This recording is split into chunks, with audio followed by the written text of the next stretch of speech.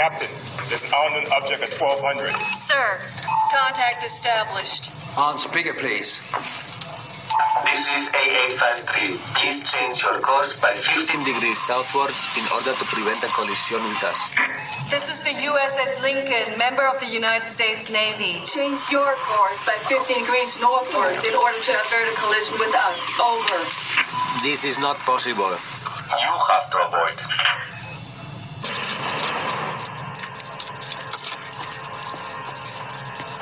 This is Captain Richard James Howard speaking, commander of the USS Lincoln aircraft carrier, part of the Navy of the United States of America. We are the second largest warship of the American fleet. We are escorted by 2 cruisers, 6 destroyers, and 4 submarines. I command you to change your course by 50 degrees northwards. If you do not comply, we will be forced to take necessary action. Over.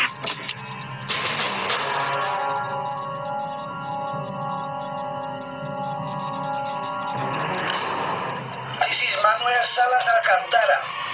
We are troopers.